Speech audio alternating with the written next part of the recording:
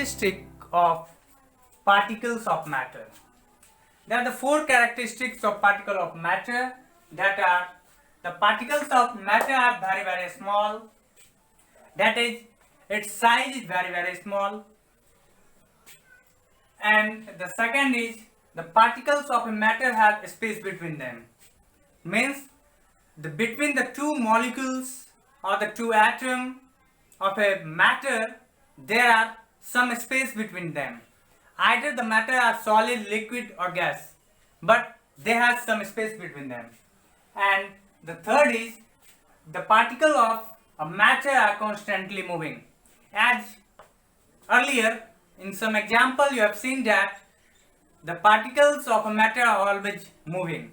So, and the fourth is the particles of the matter attract each other. That is the intramolecular force of attraction between the particles of matter exist in every state. So now we'll read one by one about all these four characteristics. So at first, for the first, that is the particle of a matter are very very small. Again we will have the same experiment of potassium permanganate and water. Suppose we take 100 ml beaker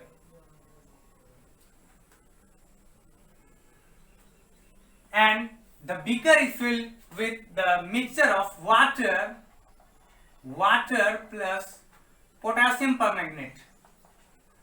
Water plus potassium permanganate. It is a mixture of 100 ml.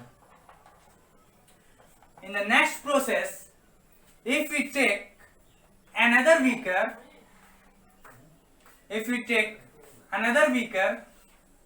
we fill 90 ml of water into it and 10 ml of water and potassium permanganate from here, we'll see that its color will remain same. Again, in the same process, we will take 90 ml of water and again 10 ml of this mixture from the second beaker. So again we will see the color of the third beaker will be purple, but it will be a little low, and in the similar way we will continue and till 8-10 times, then even we can see that the beaker contain purple color in it. So this represents that the particle of a matter are very very small, because from the mixture of 100 ml we have taken just only 10 ml, and from that 10 ml again we have made the mixture of 100 ml, and we have continued this process till many times. But even at the last we come to know that right now the color of the mixture is purple. This states that the particle of a matter are very very small. Now we will read the second characteristic. The second is the particle of matter has a space between them. To show this, we will take the example of water and sugar, the mixture of water and sugar. When we take 100 ml of water in a beaker, 100 ml water in a beaker, and we add some sugar, in it, and on stirring, when the sugar is dissolved completely, we will come to see that there is no rise in the volume of water. There is no rise in the molecules or the particle or the volume of water. It states that the particle of matter has space between them, because where the sugar has gone, can we tell? For that, we'll see that what molecules of water is arranged in this way, and the molecules of water has a space between them, and when we add sugar to this water, the sugar molecules take this place. The sugar molecules take the place between the two molecules of water. That is why there is no rise in the volume of the liquid, that is water. So by this experiment we can conclude that the particle of a matter has a space between them. Now we will see the third. The third is the particle of a matter are constantly moving. Whenever in our home we lighten the instant stick, after some time we come to realize that the fragrance of the instant stick is spread all over our building, all over our surrounding. How this happens? This is because of the continuously moving particle of a matter. When we burn the instant stick, it's a smoke and the fragrance mixes with the air molecules, and as we know that the molecules always keeps on moving,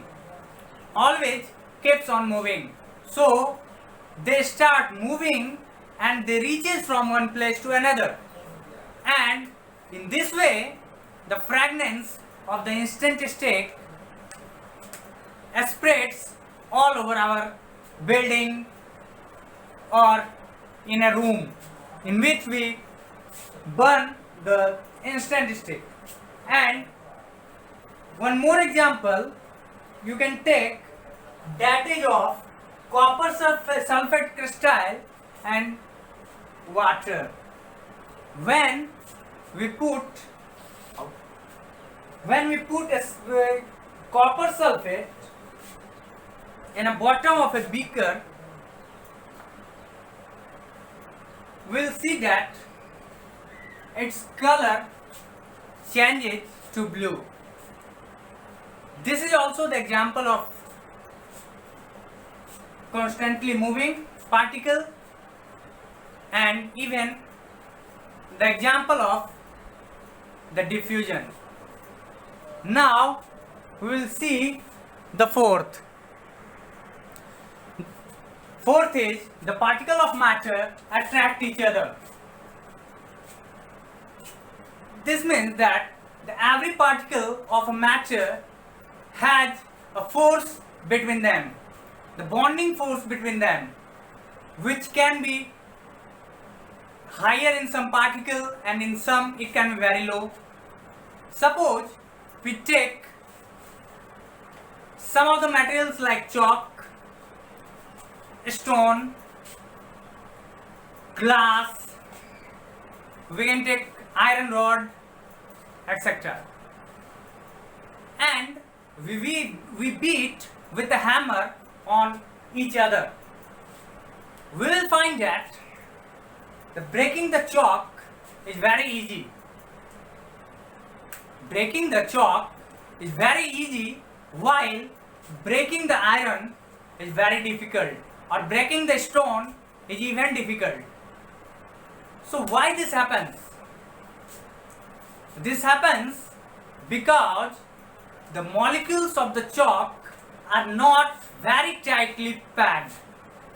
That is the intramolecular force between the molecules of the chalk is low, so it is easier to break.